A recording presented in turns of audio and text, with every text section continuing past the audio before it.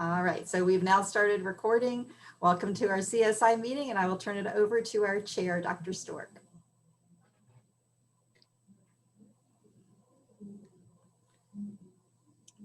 Hi, everyone.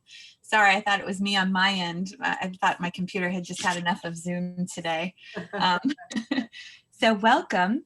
We are due for the board member report from Mrs. Gittens. That is the first thing on our agenda. Okay, it's real easy and real fast. We are in the middle of a pandemic trying to educate 95,000 students. There you go. So anyway, we are moving right along, and hopefully all of you know that we've had the last 2 weeks ending this Friday is the end of the opportunity for parents to switch only the ones that are in face-to-face or in home connect that's directed, connected directly to the school. So parents had from the 5th until this Friday to switch one way or the other between those two only. Lee Virtual School is still at the semester, and that's driven from state down, so we really can't change all of that. I haven't heard the last numbers, but on Monday or Tuesday, we had about 2,000, and maybe Dr. Quisenberry or someone out there has that update. But at one point we had about 2,000 coming back, and I'm sure that that's going to be more. And also we had, I believe at the time, a little less than 100 that were leaving face-to-face and going to Home Connect. So there's a lot of movement. There's a big concern, of course, of, our teaching staff, and it is a shortage nationwide. And as students come back, and the superintendent has said several times that parents have to understand that we may not be able, in a perfect world, we would be able to, have 50 kids come back. So we open up a new classroom and put them with a teacher.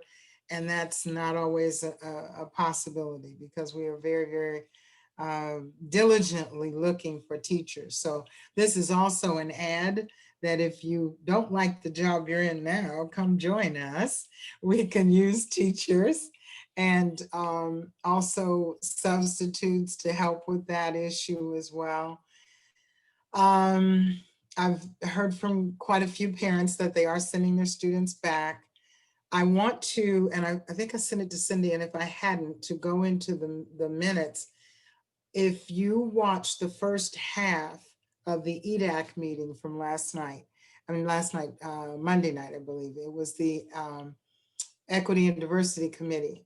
And the first half of their meeting was fabulous, because they had administrators, they had teachers, they had the head of the Lee Virtual School, and they were all answering the same questions. And the questions were, the challenges and the positive things and the opportunities with the way we have our models right now.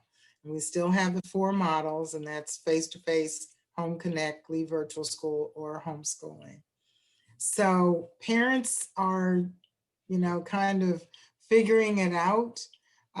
We still, of course, do have some positive cases, but we haven't had any really bad situations where we've had to close down whole schools. And so it's just, this pandemic, everybody doesn't know what is going on, and we don't know what tomorrow will bring, which makes it very challenging for the staff and team at the district. Whenever you see, or if you know a teacher, give them a call. If you see them and they're in your family, give them a kiss. And if they're not, just blow them a kiss, because they are doing a lion's share of work right now. I was in one classroom at Dunbar Middle and watching and helping to teach one class, and the teacher had about 12 kids on screen and about 20 face-to-face. And you've never seen such dancing and moving about. And it my hat's off to them. I pray for them all every night because it is very, very challenging. So that's kind of where we're at with the academic piece. They're going to fill you in. I'm sure Candace and Dr. Quisenberry are going to fill you in some more on those details. We are, well, watch our meetings and you'll know all the stuff that's going on. And I really encourage people to watch the meetings, but especially the workshops. The workshops are where we make the decisions. On the Tuesday night, it's where the community can come in and speak, but it is basically just to vote on things that we've already discussed and hashed out and all that type of thing. So if you really want to know the nitty gritty of what's going on, it's during the workshops and the briefings. We are finalizing budgets and finalizing capital improvement plans, all at the same time that financing from the state is going to be very scary and very iffy. So those are just some of the highlights. And if does anyone have any specific questions or anything you want me to talk about? And as far as this group, continuous systemic improvement, you are at the heart and crux of what we're trying to do and trying to improve in these very, very difficult and challenging times, but not insurmountable. We still have children learning and we still have education going on. So remember, thank a teacher between now, whenever you see them, or just find one and send them a thank you. So that's all I have for right now. We have a workshop on Monday. We're looking into our policies, which can kind of end up flowing into strategic plan. Some of the policies that we have as to our way of work and reviewing those types of things. We have an election coming up in November, so everybody's guess is as good as mine as to who we'll be sitting next to and in a few weeks, and then we do our reorg and start all over again. So I can say keep us in your prayers. So that's about all I have. If anybody has any questions, Gwinnett ASG at Lee Schools, and you can contact me at any time. Thank you. Thank you very much, Mrs. Gittens. Does anybody have a question before we move forward? Okay, great. So the next thing on the agenda is I'd like to ask for a motion to approve tonight's agenda. I'll make the motion to approve. Bill Ribble. Thank you, Bill. A second? John Miller will second. Thank you, John. All in favor, raise your hand or type in the chat box so Julie can record it. Julie, if you need to get any more people, just type in the chat box or let me know. And the next thing on the agenda is to approve the minutes. In parentheses, it says August 2020, but I'm not sure if that's because there's a specific reason. Our last meeting minutes should be September 16th. So if there's something I'm missing, let me know. That's probably me getting changed typo. date. Okay, so I'd like to entertain a motion to approve the minutes from our September 16th board meeting. I'll make the motion. If no one Thanks, else- Bill.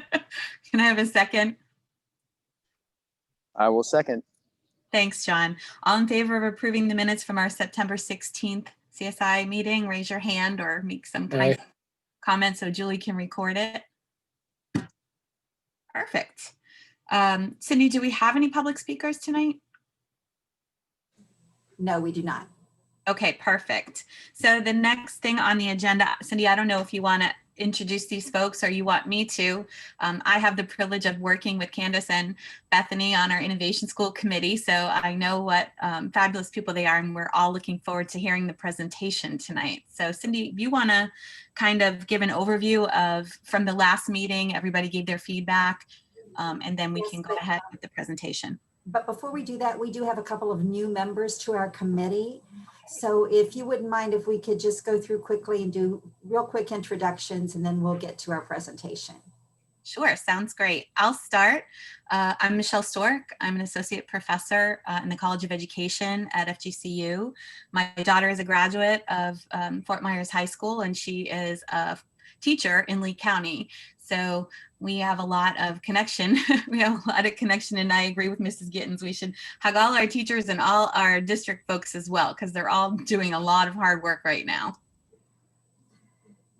Thank And you. my screen is going to look different than everybody else's. So Cindy, do you want to move people along for introductions? Sure, I'll just start at the top corner of my screen again, which was probably different from yours. So we'll start with Dennis. My name is Dennis Ryan. I'm a community member here in Fort Myers. I've lived in Fort Myers for 1.5 years. I came from the Chicago area where I was a school board member both on the grade school for 6 years and the high school for 4 years. And I was a director with the Illinois Association of School Boards. So I worked with state legislators and U.S. congressional members to help shape a future of our students in the education in Illinois and other, statewide, nationwide also. Great, thank you. Bill. Okay, Bill Ribble. Right now I'm the mayor of Estero. I have a degree in education from Kutztown University in Pennsylvania and a master's in business from Regis University in Denver, Colorado. And I was a 33-year career vice president at United Parcel Service. Thank you, Bill. Julie. I'm Julie Holcomb, Application Support Specialist in the Professional Development Department. I've worked for the district for almost 28 years now, all in the PD department. And I've been helping Cindy with the CSI Advisory Committee. I think we're going on year 4 together. So I'm the recording secretary for the committee. She is the lifeline for the committee. And we have a new member, Amanda. Hi, Amanda Smelker. I'm in senior management at Lee County Electric Cooperative. I've been there about 12 years in a variety of different topics: program management, strategic planning, process improvement. I am a native of Lee County. I graduated from North Fort Myers High School. I have 3 children in the Lee County school system, and one of them is off to college now. I'm really excited to be here, so thank you for having me. Wonderful. My children both went to North. Go Red Knights. Dave. Hello, I'm Dave Montrose. I have 5 kids in the Lee County school system, and I was a teacher for 9 years in the system.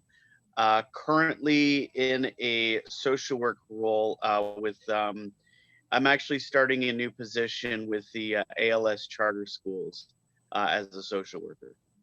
All right, thank you. And our other new member, Anthony. Hi guys, my name is Anthony Vanny. I'm a 5-year Cape Coral resident, served on the Charter Review Commission of Cape Coral, and currently serve on the Planning and Zoning Commission of Cape Coral. Really appreciate the opportunity to be a part of this group. I'm the CEO of a company called Clear Conscience Pet, and we're an award-winning animal nutrition company that makes fabulous products for dogs. Thank you. And John was with us last meeting, but he is now officially a member. All right, I'm John Miller. I'm an attorney at the law firm of Boy Agnew Petanovic. I am born and raised in Lee County. I'm a product of Lee County schools. My parents were career teachers, and happy to be here. Thank you. And Ryan is on the phone.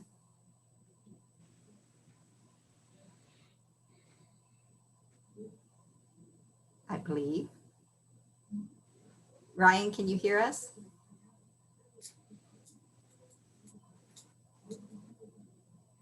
Well, Ryan McLean is the little phone that you see there, and he is our vice chair this year.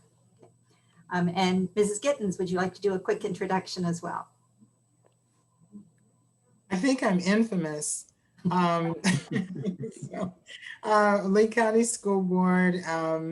I am past VP at Bank of America for 12 years in training and development, and I decided I wanted to come into the public sector and education. So I taught in the district for 11 years, and then I retired, resigned, all that good stuff, and woke up one morning and here I am. And I absolutely love my job representing the community and and making sure that our 95,000 students are well taken care of. Thank you for having me. Thank you. And I'm Cindy McClung. I'm the Director for Continuous Improvement for the school district. This is my 33rd year with the district. And today I feel every one of them. So very happy to be with you. I'm the liaison for the committee. And it is now my pleasure to introduce to you the directors of curriculum and instruction. We have our director of elementary curriculum instruction, that's Dr. Bethany Quisenberry. Middle school is Lori Houchin, and high school is Candace Alivedo. And I'm going to turn it over to them to talk to you today about the first objective of the strategic plan, which is student success. And they're going to focus mainly on the academic pieces, although it may stray a little bit into some other areas as well. If you sent the, if you saw the email that went out where everyone had ranked their topics, the student success area of academic achievement was the top rated. The second one was the social emotional piece of that. So I'm working with the other part of academic services to have that presentation at our next meeting. So with no further ado, I'll turn it over to our directors. Thank you. Good evening, everybody. Candace, are you able to share your screen? Cindy, can you? Should be now. Check it and see. Yeah. Okay.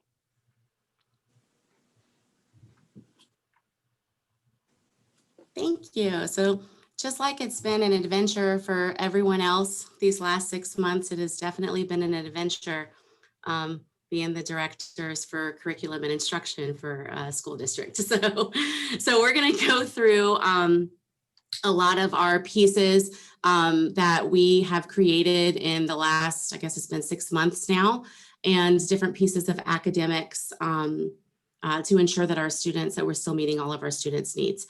As we get started though, if each of you will, in your chat box, go into the chat box and type in your expectation and or goal for tonight's presentation. I'll give you about 2 minutes.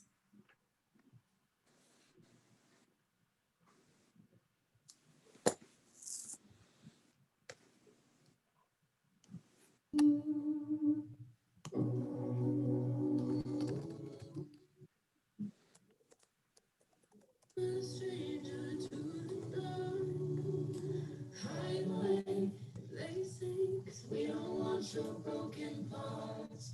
I've learned to be ashamed to hold my scars. Run away, they think, 'cause no one will love you as you are. But I don't want to let them break me down to dust. Just so I know that there's a place for us. Oh, you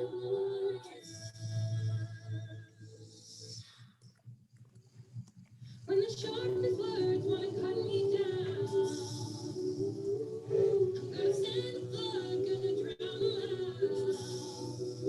I am brave, I am bruised, I am who I meant to be. This is me, look out, 'cause here I come. And I'm marching on the beat I drum. I'm not scared to be seen. Hey, I see, understand the process for where we are now, information on CTE, understanding the process for academic success, learn more about student achievement, listen and learn, I like that. Indicators being used to measure achievement of the goals listed in Envision 2030, okay? And understand how student success is measured. Are there multiple key indicators? And how are we dealing with the achievement gap?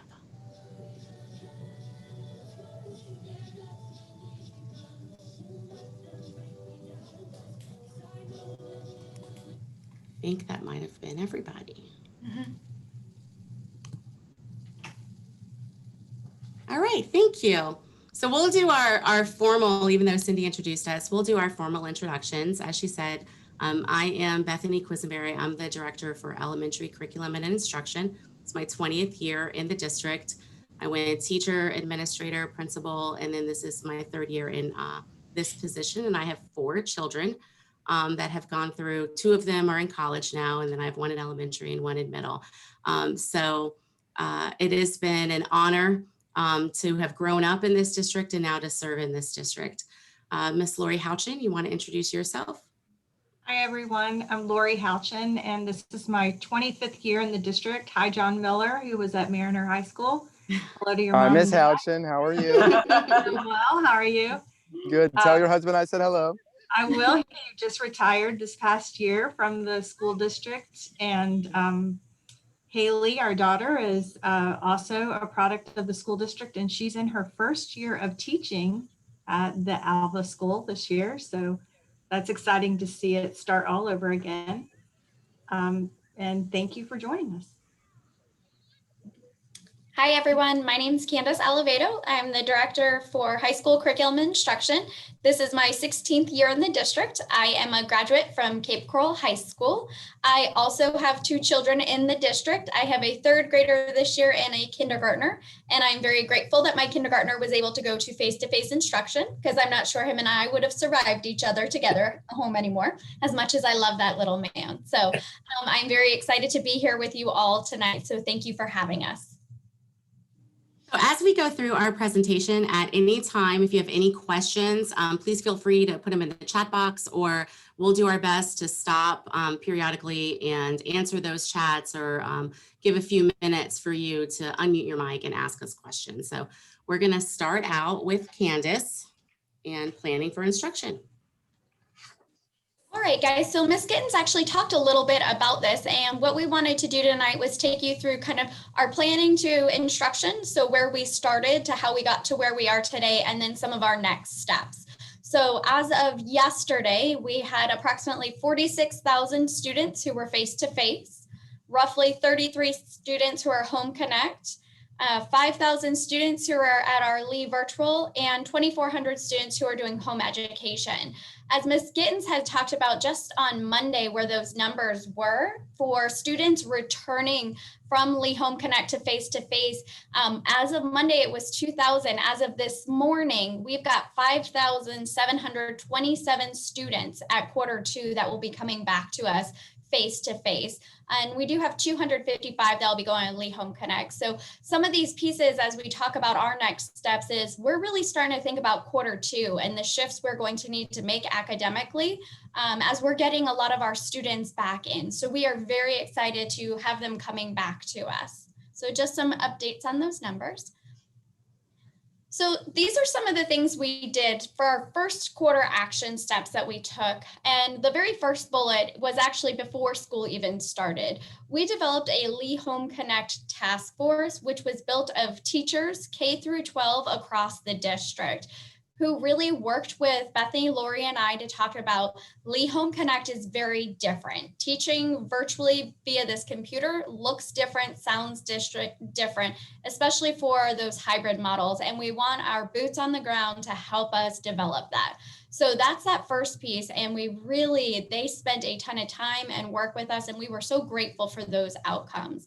Something else we've implemented this quarter is our content coordinators and our instructional teachers here at the district office are holding weekly Zoom office hours.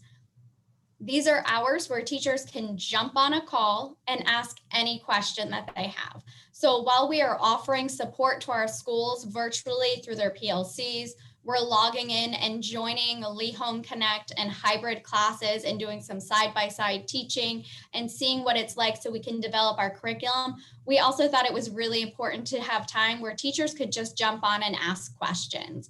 So we host those by content area and level. So there's somebody different each day, and they are either before school or after school, depending upon the level.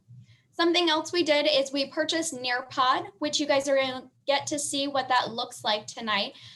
Nearpod was a game changer for us, and that's one of the pieces, that's a teacher's word, game changer, because what this has allowed teachers to be able to do is engage every student where they have accountability, because the student logs in and they are actually interacting with the computer, engaging with the content that's there.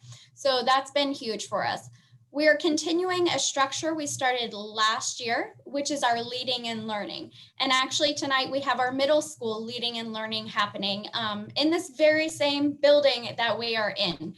And what that is each content area has leads from their schools who get trained in best practices, and likewise they share best practices in their classrooms. And that's how we get information to all teachers. So each school has one per grade level and content area. So if you kind of think about that, an elementary school has 15 of those leads. Our middle schools have one for each grade level and content area, and in those tested areas for the secondary level. Professional development, we've spent a lot of time in iReady. We have adopted almost all of our elementary schools, and Bethany can speak to that a little bit more when we talk about elementary resources. We have almost all of them in now, as well as all of our middle schools. We also spent a lot of time talking about our adopted curriculum resources and how we flipped them into being virtual instruction. And then finally, we've spent a lot of time with our principals and assistant principals, focus on best practices and support for all of those instructional models. Because while we heard Ms. Gittens talk about those 4 models, while we've got kids spread across the district, we know it's important that every one of them is still getting a quality education. So that's our goal. At Lee Home Connect Task Force, this just lays out the purpose, which we've already shared. And this was the timeline. So this is how many times that committee met. That was not a paid committee. The teachers volunteered their time. They wanted to be part of it, and it was huge for us to have them engaged to it. So you can see all the way up through the 17th is when we posted to our district website, and that is the Lee Home Connect page. And everything that's on this page was an outcome from that group. And we really encouraged our families here was our continuity plan, where they got to see what is Lee Home Connect really going to look like and sound like, and what are the expectations. We even had the opportunity to go out in a kindergarten classroom because we knew a lot of families were concerned about kindergartners and how was the kindergartner going to engage with a computer. So we went out to Colonial Elementary, and this teacher here is Miss Witten, and she actually demonstrated a Lee Home Connect lesson with kindergartners. So this page was a development from that task force. So we were very grateful for all of the work that they put into that. These were the topics that the task force looked at. So when we broke it down, we really had to rethink education. While Dr. Quisenberry said earlier, wearing the hat of director during this time as well, it was, we're rewriting education right now. And we wanted to make sure that we had voices from all of these areas as we thought about what was this going to look like with our Lee Home Connect students. In addition, professional development we knew would be huge. So that same group designed a back to school page, and here are all the resources. We still point teachers back to this page now because each one of these icons here opens up to additional resources. So our teachers, when we're talking about, I don't know how to do something, or Nearpod, that's brand new. What is that? We have resources here for Nearpod. Or, hey, I need some help with resources for secondary. Here's our live webinar schedules. So it brings the teachers back. It's a one-stop shop that they can consistently go back to for resources that we discussed at preschool. And with that now, I am going to throw it over to Dr. Quisenberry. Thank you. So with that, we're going to do a lot of talking about digital resources and how we meet our students' needs digitally. But when you think that way, don't just think Lee Home Connect, because we had to create digital platforms for face-to-face as well. So in our classrooms, the students are socially distanced, right? So we had to find ways for teachers to be able to provide engagement and interaction and quick formative assessments through a digital platform, because they weren't going to be able to pull those kids over like they normally could. So we're going to start with each. Oh, I'm sorry, I skipped a thing, see? So these are some of our virtual tech platforms that we have trained on and implemented this year that, again, are not just used in Lee Home Connect, but are also used in face-to-face classrooms. I was at a school recently that the student was sitting at their desk, 3rd grade student sitting at their desk. They had headphones on, but they were in a breakout room with a resource teacher. So instead of going out to that resource teacher, like what traditional education would look like, where the kids are being pulled out for intervention, they instead were pushing in, if you will, on the students' computers, and they were working through that way, and the kids were extremely engaged. And so then this is just a lot of the different trainings and documents that we've been able to train our teachers on and implement. So for elementary ELA, I want to answer some of the questions in the chat box. So as we go along, we'll answer some of those as well. One of the questions was, or one of the outcomes that you were looking for were, how are we measuring achievement and the achievement gaps and our goals for this year? And I'm assuming you mean, how is the state measuring? And so Candace, is that for sure yet? Have they passed? So as of right now, everything we've heard is we still have our state assessment and state school grades, but in one of the last workshops, the legislative priorities, look, my words, within one of those days, is to hold harmless. So that is one of the pieces the board is helping to support us in that endeavor. But as it stands right now, everything we're doing academically is yes, with the lens of we still have state assessments. And the lens of learning gains and L25 the way it was. Okay, so that was where I was getting to. So for elementary, in a normal year, you would have ELA proficiency for 3rd, 4th, and 5th grade, and then you would have learning gains for 4th and 5th grade, or any 3rd grade student who had been retained. And then you would have your lowest 25% of students for ELA. That would be a mixture of 3rd, 4th, and 5th grade. The way that the state has laid out for this year, obviously we don't have FSA scores from last year. So instead they are using the 18-19 scores, which in elementary means it's only your 5th grade students. So it would be proficiency 3rd, 4th, and 5th in ELA, learning gains, only students who have an 18-19 FSA score, which is your 5th grade students if they took FSA in 3rd grade. And then there's a sprinkle of students in 4th grade that were retained 2 years ago in 3rd. So it's a very small number of students in elementary that will count for our learning gains, but proficiency will still be the same in 3rd, 4th, and 5th.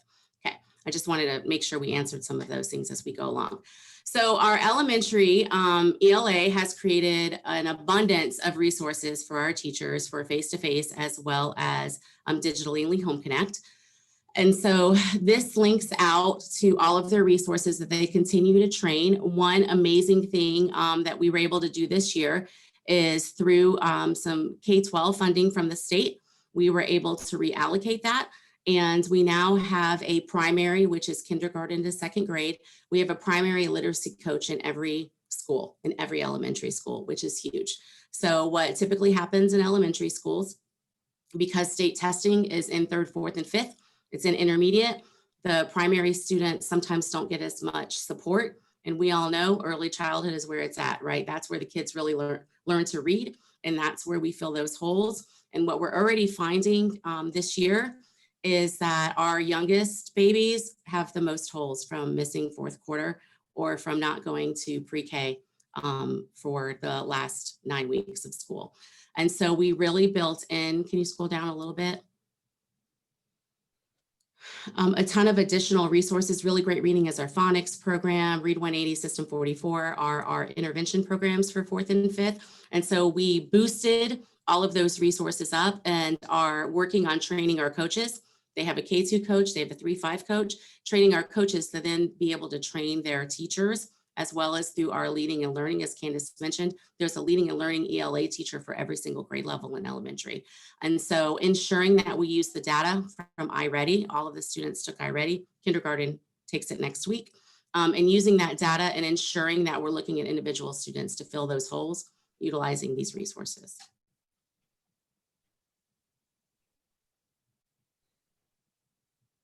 Lori. Hi, so for this is secondary ELA.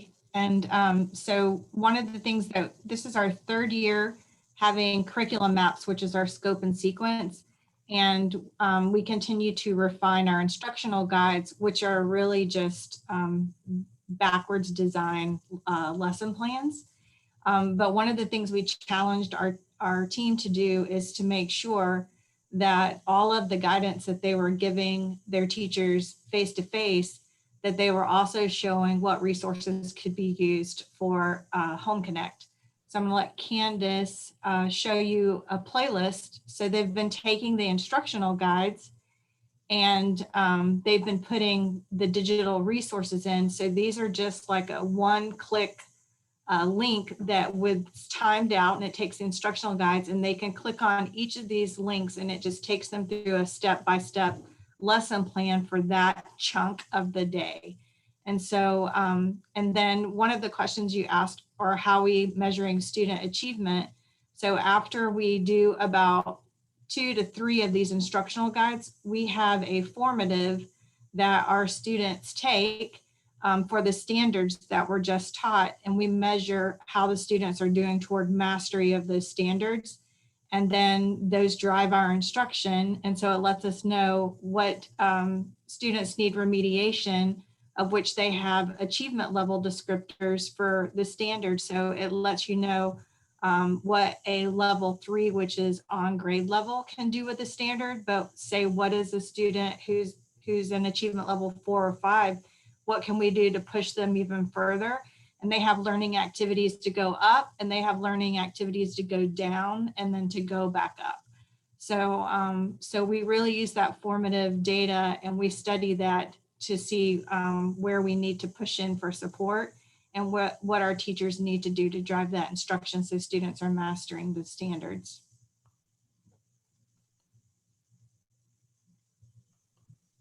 Another thing is our teams have been really trying to connect with the teachers, not only through leading and learning, but they have feedback forms on every single curriculum map. But they also did like some forms for teachers just to fill in and ask their questions. And so these were some of the Q's and A's that the English department put together. And so then they were able to match resources to help with some of the questions that the teachers had. So all of those are live links. They have those up on their page, every single content area and grade level and elementary as well. They have a Google Classroom, and all of the teachers that are associated with that are invited into the Google Classroom, and they're constantly having updates to help with teachers, no matter what they're teaching. Candace? Oh, Bethany. Yep, it's me. Okay, I so see for math, elementary math, math for Lee Home Connect and even in the classroom can be difficult because we want our math to be hands-on, right? And so our math team created and has implemented virtual manipulatives so that as the teachers are teaching, the students can pull their manipulatives up on their screen and they can continue to manipulate it. We have a program called Lightspeed where the teacher can see all of the students' screen, whether it's from the front of the room or it is from the student's screen at home. So as the students are manipulating through the manipulatives, the teacher is able to see what they're doing and be able to provide feedback. As Lori mentioned, we have in elementary formative assessments as well. And so we have 2 every quarter based off of the standards, but then we also have what we call exemplar summatives, which are their teachers are able to use those for a grade, but they are standards based and they're to the rigor of the standard. And so our ELA and our math team were able to develop those and push those out. What that has really helped us with so far this year that I'm seeing is they enter those formative assessments and those exemplars into another system called Performance Matters, which is a data tracker. So I'm able to open up a school and a class.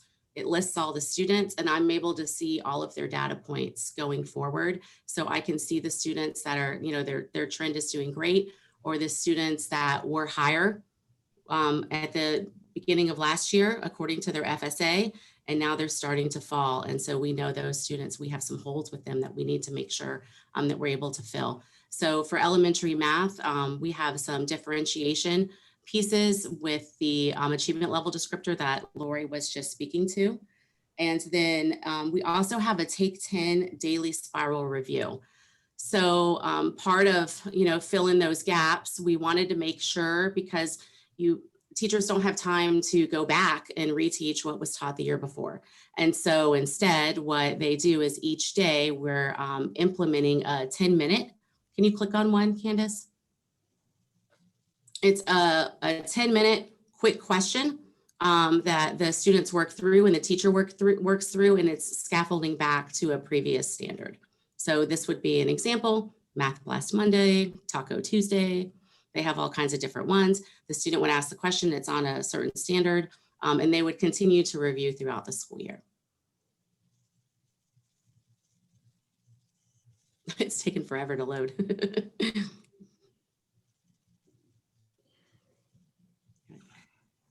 For secondary mathematics this year, we have a few different things going on. As Candace indicated, we purchased the supplement iReady, and all of our middle schools are using that in both math and in reading, which they take a diagnostic test at the beginning. So typically we don't start taking our data points until first quarter. Because we typically have FSA scores in the spring that we use as our baseline. But since we didn't have that this year, we used the iReady diagnostic as our baseline. And what happens is it lets us know how the students are doing and predicts how they'll do on grade level standards by the end of the year. And it pushes out an individual learning path for each student based on the adaptive assessment. So we actually had two resources. So we wanted to be fiscally responsible and academically responsible. So we gave our other resource, Alex, to our algebra and our geometry students so that they also had a diagnostic and an independent learning path for each of the students. So that has been a big help. We get weekly reports on how the students are doing on those learning paths. And we're looking at how much time they're spending on that in relation to the percentage correct on the activities. And that lets us know where we need to intervene. And they've been receiving quite a bit of training on that resource. So that's one of the things that they're doing. Also, they, I think that was a sample of, the next one was a sample of a daily schedule of what it looks like for hybrid, just so that you can kind of see, because the further up that we go into singleton classes, the more likelihood it is of having a hybrid class, which means that they have some in their classroom face-to-face while teaching some at home virtually. And so, so we've been having to give a lot of support. And as more students come back, those schedules continue to be changed. And so we have to keep in mind that some teachers who've never been on hybrid may go to hybrid, and some that have been on hybrid may go back to a pure face-to-face. So everybody's being very adaptable this year, and we can't thank our teachers enough for all the hard work they're putting in. And reading, reading is a challenge, because one of the things in reading, both at the elementary level and at the secondary level, as Bethany alluded to, is that we do a lot of small group instruction. So we're having to use those breakout sessions in Zoom to be able to do small group instruction for our students who are at home. So we still have diagnostics, and they're still placed into a reading program based on what the diagnostics say. And it's very fluid. We do a lot of schedule changes at the secondary level in reading as the students progress, and we move them up into a different program sometimes, or sometimes a different level within the program. But they've been working really hard. And one of the things they're doing differently at the high school level is for our juniors and seniors who still haven't met that graduation requirement. They've put a lot of ACT and SAT tutorials and a lot of formatives in there to kind of help with those skills. So we've been putting all that in digitally as well.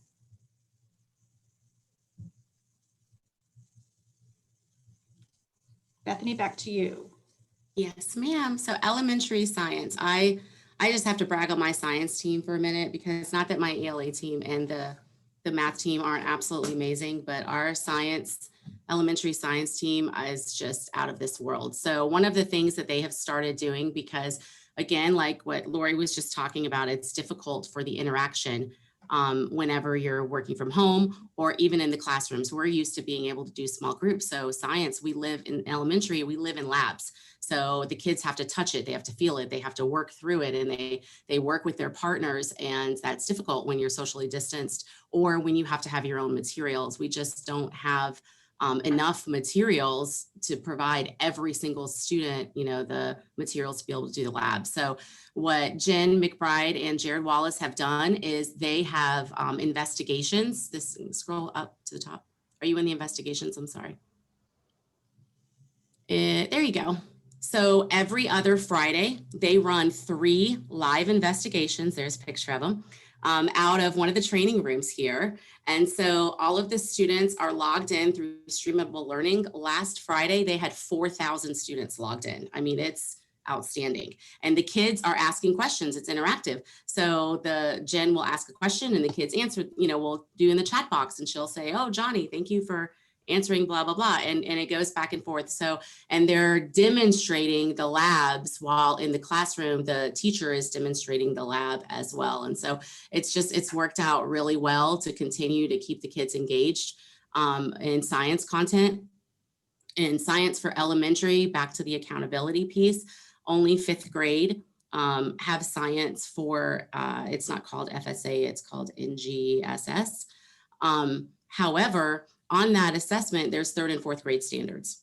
And so students have to be taught all of the science standards, obviously from kindergarten up, but especially 3rd and 4th grade. And so ensuring that we maintain that has been a struggle, but they've been overcoming it. So if you'll go into the Lee Home Connect as well. So I think Lori talked about this a minute ago, that we push out newsletters to our Lee Home Connect teachers with all of the resources as well as the Google Classrooms. And then one of the things, sorry, Candace, I'm talking and I'm not telling you to go in the right place. Scroll down a little bit. So the Lee Home Connect teachers get this newsletter that has all of the links in, because we've gotten to a point where we are resource rich. And sometimes it's a struggle for the teachers to find what they're looking for. And so we try to push out as much as we can in emails and in weekly communications so that they can, just click it and not have to go search for things. Okay, now go to the Nearpod. I apologize. So the science team is who originally brought Nearpod to us. I personally was not very familiar with Nearpod. And so they started building they have built daily lessons for 3rd, 4th, and 5th, built out the whole lesson, built out the whole Nearpod for every instructional guide for the teachers. So Nearpod is a way that it's like PowerPoint on steroids, but it's interactive. So it'll have videos, it will have pieces for the teacher can see their side, the students see a different side. So this is the teacher side, the teacher would see this, the student would see this as well, but then the student on their side would actually answer the question. So it says, draw a picture of what you think scientists do. The students would be able to manipulate it, they would draw it, and the teacher then would be able to see it. So it's very quick, formative assessments as well that only the teacher sees. So if I want to know if I need to continue, maybe they don't understand, I need to continue this piece of my lesson, I throw in a quick question. I am the only one who sees what their answers are, and then I know which kids I need to go back and reteach, or I know if I need to continue because the majority of my class haven't mastered that yet. This is also something that is used face-to-face as well as in Lee Home Connect. So it is a great thing that's moving us away from raising hands, right? Traditionally the kids are raising their hands, and who always raises their hand? It's usually the kids that are comfortable with knowing the answers, and the ones that need our most support don't typically raise their hands. Whenever you're using a system like this, it gives that immediate feedback, and it forces every student to answer and the teacher to see what every student knows. So we just wanted to show you a piece of that. I want to say when I got the report yesterday, there was over 400,000 clicks into Nearpod for our district. So teachers are learning it quickly, they're utilizing it, and we've gotten great feedback. The students are loving it. The only other thing about Science for Elementary that I wanted to say as well is they also have a question of the day spiral review, just like math, to ensure that we are going back and reteaching those 3rd and 4th grade standards, but then also that we are scaffolding to make sure that they continue to master the standards. Lori. So secondary science is also very versed in Nearpod. And one of the things that they really do is they have these choice boards. So the concept is the same for everyone and the teaching is the same for everyone, but the student can actually determine how they want to show the teacher whether or not they've mastered that concept. And so that's been pretty popular this year. They also do argument-driven inquiry. So those are investigations that's how they use that, and that forces students to like do a lot of writing. And they also have a lot, like I know they're using like TED Ed Talks and things like that to make it a lot more interactive. They do a science newsletter, and they work really hard at also building those formatives and doing those checks along with these choice boards and writing prompts. We also, I'm glad that's up there, we also asked each of our coordinators to do every quarter to keep updating emergency lesson plans, because in the event that a teacher were to get COVID and have to be out in quarantine, and a lot of times that happens very quickly, we wanted our schools to be able to rely on emergency lesson plans and our students not lose any downtime. So they follow the scope and sequence. So they keep those updated as well. And they do a lot of virtual field trips. In fact, we have a whole environmental ed department. We have a mosquito ed department, and they're also doing a lot of their field trips that they would normally do hands-on. They're doing those virtually and being very interactive with the students as well. So science is, they're really reinventing how to do these types of investigations outside of the classroom.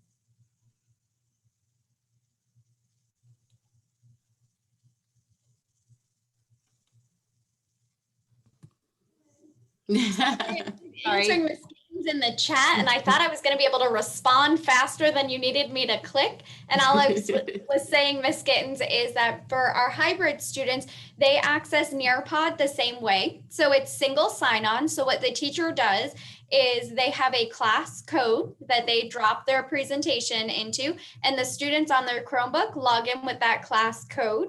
The teacher gets to see all the kids as they're logging in. So while the rest of the classmates can't see it, inside Nearpod, the teacher sees each of our little screens as we log in. And then the teacher is actually controlling the presentation on the student's screen. So the student can't click through the PowerPoint presentation or the Google slide very quickly, which sometimes we know our learners want to just move ahead of us and not listen. So what we like about Nearpod is it forces the students in the class to stay together. But then when there's an activity, the kid does it on their own. And if the teacher wants the whole class to see everybody's work, they have that capability without showing the student's name. So I could reply back to Ms. Gittens, not knowing it was her I was replying to. So it makes it open to have that free conversation sometimes where students are worried to put their name to something. And the teacher can actually either approve everything first if there's a concern of what's going to pop there. So that's what I was trying to type quickly. Sorry, Lori, I didn't mean to throw you off. That's okay. And Amanda, the only thing new that we had to train on really was Nearpod. The rest of the resources, we've always had them embedded in our instructional guides. We've just been highlighting them more because teachers, need to have their hands on it quite a bit more. So, and there's nothing in our instructional guides that we don't have training for. So, they remember that we went on distance learning fourth quarter. So we were able to kind of see what resources were getting the most traction and which ones weren't. And then that's how, when we went back and adjusted our instructional guides, we went with the ones that were the most popular, being the only one that we added this time was Nearpod. So it is a lot of resources, but they have used them in the past. Lori, can I just add one more thing? When we're also presenting all of the things that Lori is presenting, that's one class. So in secondary, they don't teach every single one of these. So they teach social studies, or they teach reading, or they teach science. So they only have to know one of these pages. In elementary, of course, they teach all three. But that's why there's so many more leading and learning teachers in elementary than there are in secondary, so that we ensure that we're training them on each of these pieces. So like Lori said, we already had them, but we flipped them to be digital so that they could continue to use them in this environment. And then the last one that we have is our social studies, and they also updated their instructional guides. One of the new things that they added is this master review document. So basically what this does is they used Edpuzzle. And I know you probably have all seen presentations where the guy is drawing, he's drawing this animation as they're teaching a lesson. And so for every single one of our topics and standards, they're creating this new cool resource, and they stop and they give them processing opportunities so that they can take the formative data. So it's very interactive. It's not just someone talking at them. It forces the students to be engaged, to be able to answer questions, and it gives teachers a guide for discussion. So this is like super nice, because this is a way that a teacher could like kick off a standard, or could remediate a standard, or could review a standard. So there's a lot of different options for how they're using this. They're very well done. And I tell the gentlemen that are making these, like, don't leave us and go to a company, because they're that professionally done. They're really nice. And I'll just let Candace show you one real quick. Let's remember that the colonists were upset with King George III for taxing them without representation and violating their individual liberties. As a result, the colonists declared independence from Britain and created the United States of America. Today we're going to be talking about let's talk about how the three parts fit together. The first section sets the foundation for the rest of the Declaration. Thomas Jefferson was writing to King George III, but also the rest of the world. It was going to be important for the world to understand why the colonists were declaring independence, because America would need government can take those away. Then Jefferson goes on to say, governments derive their just powers from the consent of the governed. Whenever so you get the gist, but these are kind of new, and this one's getting a lot of traction from our civics and our U.S. history teachers in both the middle school and the high school, because we have U.S. history in both. So they even created their own YouTube channel for so that teachers could push those out outside the district as well. So these have been a big hit this year, and it's causing our team to be very creative. And as Bethany said, they're side by side in classrooms. They are very conscientious. So they've been getting invites into some of the Lee Home Connect classrooms and the hybrid classrooms to sometimes co-teach, and then sometimes just to sit back to see what the challenges are and what the successes are, so that they can continue to refine the products that we're pushing out.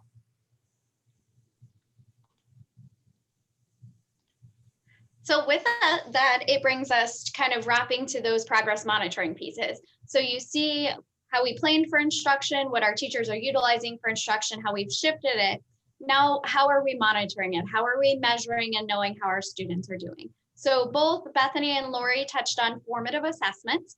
So all of our tested areas, but starting down at K2, even those areas not tested, they have some form of formative assessment. So this happens twice a quarter, and they're dipsticks into how the students are doing. And the sheet that's up here right now just kind of lays out why we utilize them. So it's to be able to say, how's the kid doing and where do I need to intervene or enrich? It's not meant to be punitive. These are not utilized for grades, but it's simply a measure of how's the student doing. While they're 2-week windows, they are flexible to, if the teacher is not on pace at the moment, they request to have it extended, because we never want somebody to give an assessment just for a checkbox. It needs to be meaningful if we're going to give it. So we have continued with our formative assessments in those areas. And then we have our district progress monitoring. So in STAR and iReady are our tools. Like Bethany mentioned earlier, we have most of our elementary schools, all but 5 are on iReady. All of our middle schools are on iReady. So we have 5 STAR schools left for elementary, All of our high schools are on STAR. And then in math, algebra and geometry is not available via iReady. So they take a STAR. So those are our tools in which we utilize. We recently just wrapped up our baseline data, and we are beginning to look at all of those pieces of how are our students doing. And we are very excited that we actually get to present to the board on Monday as part of the strategic plan process with how our kids are doing. What we are seeing overall is, while there is a gap, the gap is not as large as what we thought. We're thinking a lot of that is due to the work that was laid in fourth quarter, that extended summer learning that we did because we pushed resources for all summer. So we are able to see exactly where those needs are. In addition, looking at the opportunity gap between our student subgroups, which we will be presenting on Monday.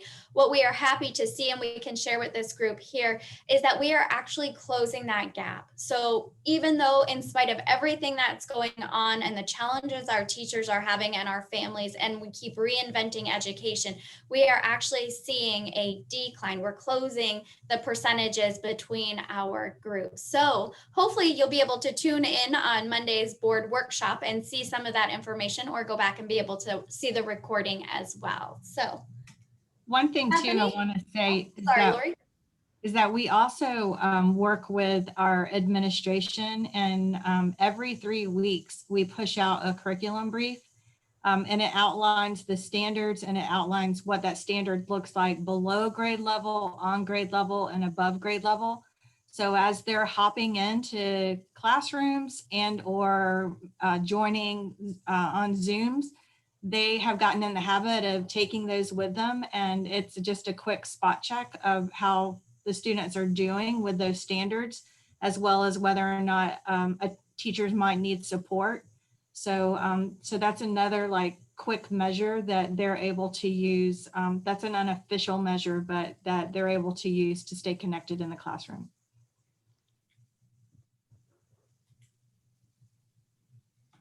So that was a lot of talking. We apologize, a lot of information.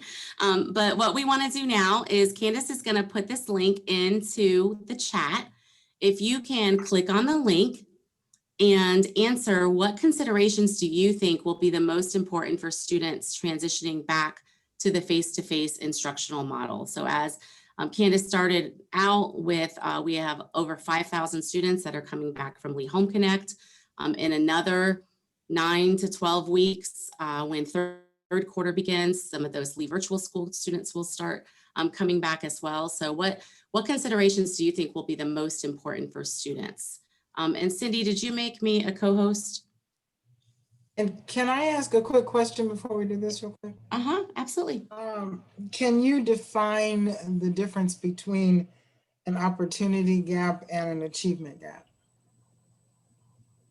Yeah, we've just switched the language that we use based upon a lot of our schools going to AVID, and AVID have recently changed their mission statement because of the fact that opportunity gap and what that means versus an achievement gap. So yes, it means essentially the same thing, but it's the students having the opportunity, and are we affording our students a similar opportunity? So when we look at the numbers, it'll be based upon the achievement and the percentage points, the same way the state looks at their ESSA, Every Student Succeeds Act data. However, to align with our other initiatives that we have, beginning to make sure we're all speaking the same language, that as we're looking at student achievement, we're making sure that do all of our students, are they all afforded the same opportunity, and closing that gap to make sure that we are providing all students the opportunity to advance and excel in whatever they would like to do, whether it's college or career. Because I think one of the questions earlier was career and how are we handling those pieces. So who are our students going into our academies? Who are our students going into advanced courses? How are students scoring on their standardized assessments? And how do we make sure that we are looking at all of our students to close those achievement levels so they're all provided that same opportunity? Does that help answer? Did I answer? Was that what you were questioning, Ms. Gittens? Yes, you did. And because it's something that's always on my mind as to, how we're going to lessen that gap. And I do want to add one more thing that you talked about with the legislation. And you did mention that at our last meeting, we discussed that. And for the other members of the committee, when it comes down to approaching the legislators about it, we may be asking for support from the community, that it's not just our board voice, but it's a community voice that is urging them not to do those assessments, because as it was explained, if we do testing of our students on the regular schedule, like next spring, it's very likely that the scores are going to be low. And so I can't imagine that the state wants to kind of across the board have low scores just because has been such a gap. So we may be calling on you in the future to help us by contacting legislators and letting them know how important this is to the education of all of our children. Ms. Gittens, if I may add to that, one of the things we had done prior was when we got our PTA and our principals involved, that helped propel that message to legislators also, because now, you know, they don't want to hear from angry moms. And Right. And so that was effective in opening their eyes to that, because they may be looking at a piece of paper as other people do also, and just looking at numbers, not have full comprehension or understanding of what the actual issue may be, which is kids were out of school from March to June, and then, you know, it's just been such a moving target all this time. So that may be something that our principals can help with, again, like with the PTA and in the communities and things of that nature. And that's a great idea. And also you made me think that perhaps it would have more clout coming from each of our advisory councils as well. You know, that the CSI, advisory council is collectively saying this, as well as community members. So well, and one of the things that they see the school board's always asking for is money, you know, in their thought. And we still will. And you have to, right? But you know, if concerned moms, you know, you want to poke a bear, look out and don't poke the mama bear, because she'll come after you. And so that's kind of a process I've always had. Thank you. I wanted to, go ahead, share the results of your survey first before I go. Can you not see it? Oh, okay. Oh, now I understand what you were saying. I'm sorry. I was like, okay, so thank you. I hope everyone had the opportunity to answer. And so it looks like the highest is loss of instructional momentum. And so I'm sure I can speak for Lori and Candace that we definitely agree with that. That we knew it was going to be a struggle.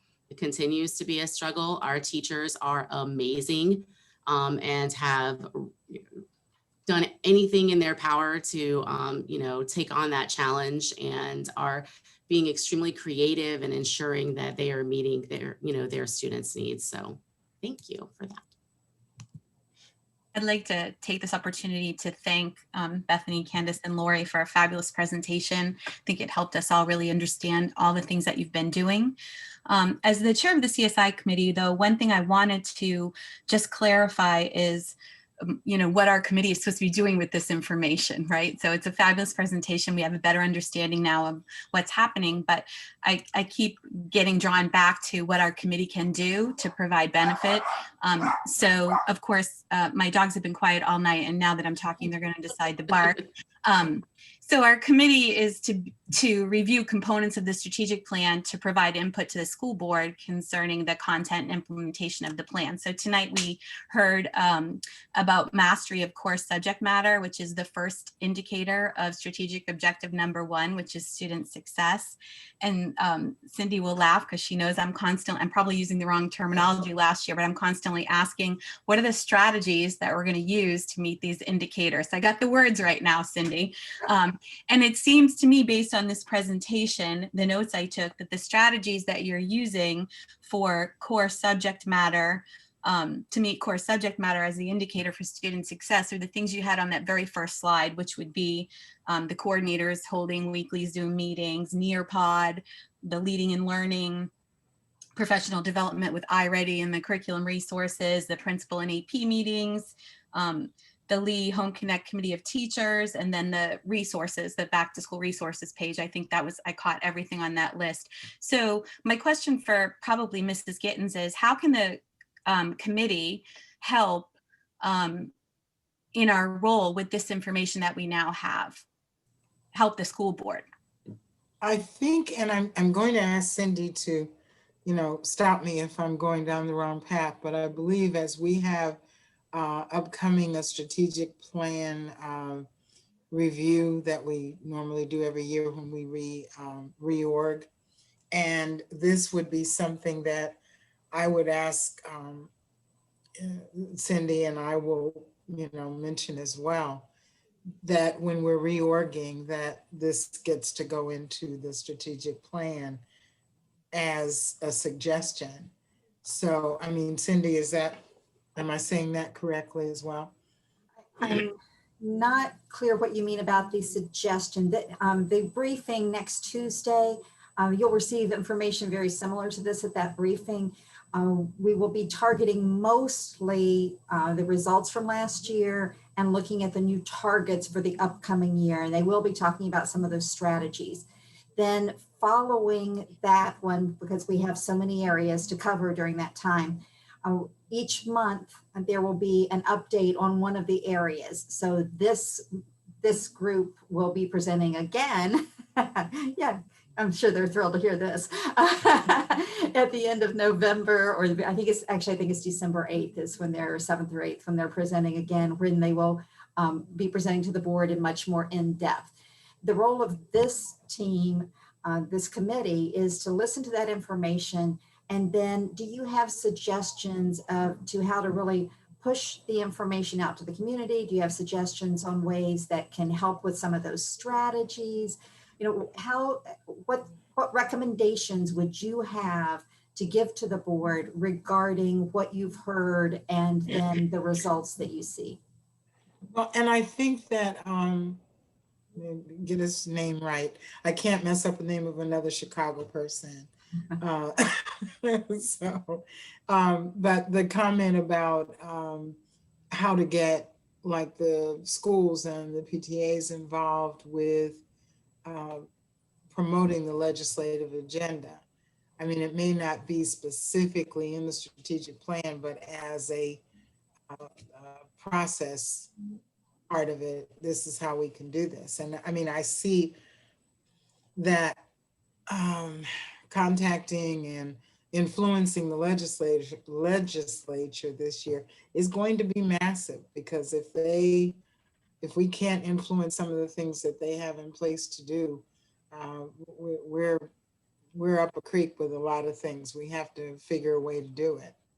So that's an example to me of how we can say this is an area and here's a suggestion as to what we can do. Absolutely, and that could come as a recommendation from the team that that the board look into ways to do that. Could also be that the team would agree that they personally would like to take an active part in that. Exactly. Yeah, I have a couple questions. We're talking about this workshop and I thought I heard you say the workshop's going to be Monday with school board. Is that That's correct? actually Tuesday. It's It's Monday. Tuesday. There is a What workshop. time is that? 1 o'clock on Tuesday. It's the briefing, not the workshop. And that'll be recorded Yes. or no?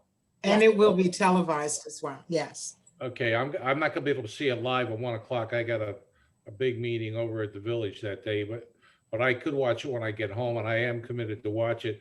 As you folks were talking tonight, I wasn't aware of any of this stuff that you folks are doing, and shame on me, but I have two computers going at the same time. You probably were wondering what I was doing, but I did click on your website and I did save a bunch of these things to go back and look at the next couple of evenings when I have some free time, because I think there's a big learning curve. You folks really dumped a lot of information on us.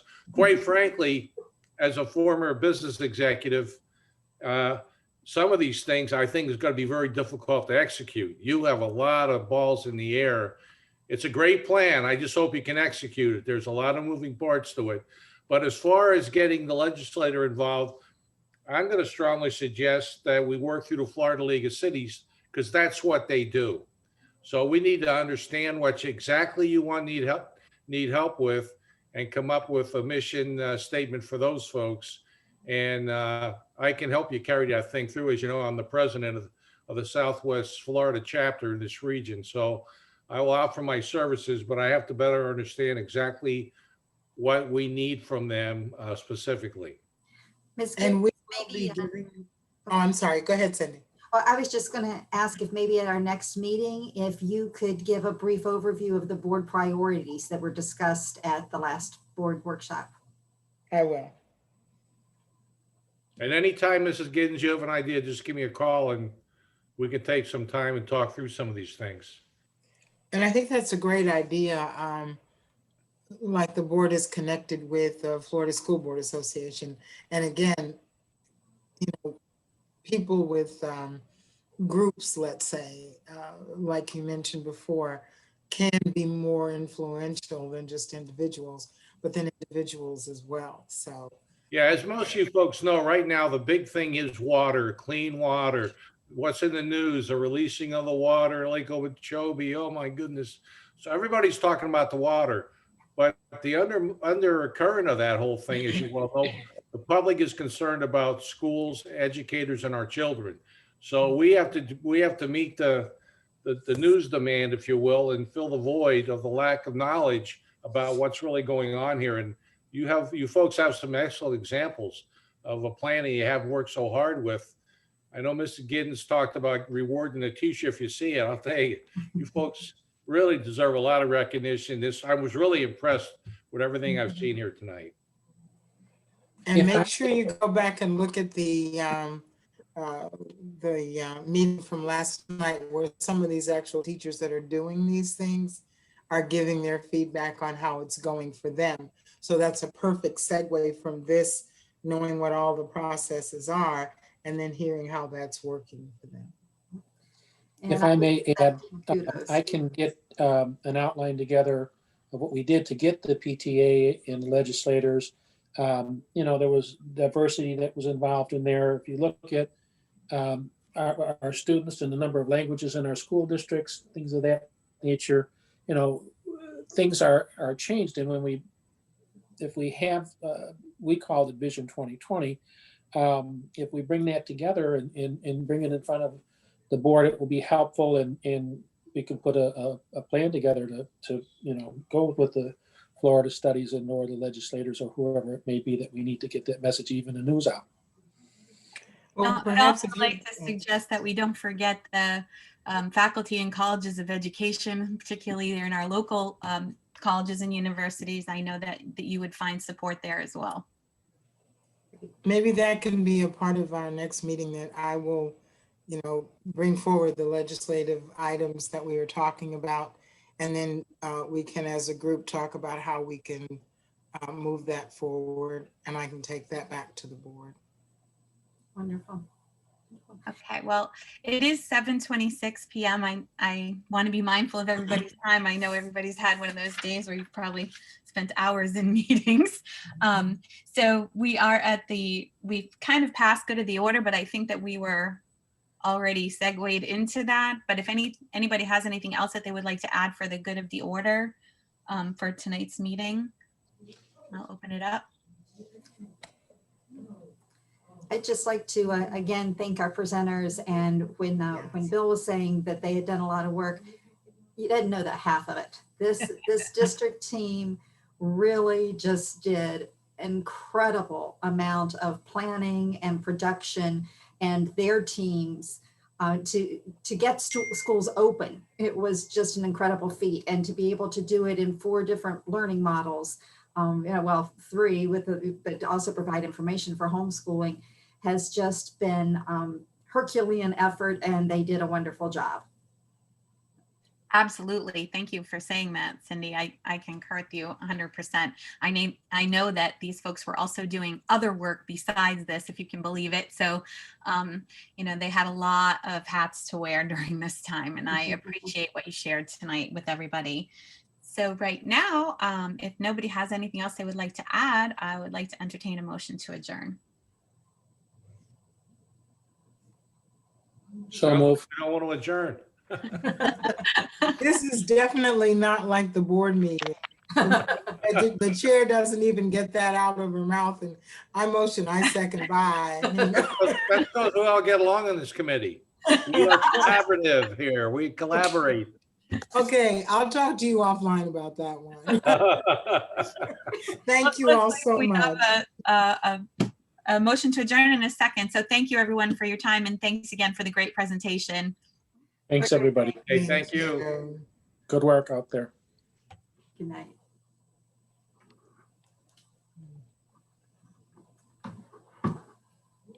Cindy, is there a way to capture the comments portion of the chat? That's exactly what I'm trying to figure out right now. I have tried. I don't know. I've tried even copying and pasting, and I get it over and it doesn't. Okay, I'm saving the chat. Oh wait, I folder. did copy. So yeah, I'm finding out a way to, I'm figuring it out, but yes, we are saving it. I'm not sure where Okay, it's good. going, but we're saving it. All right.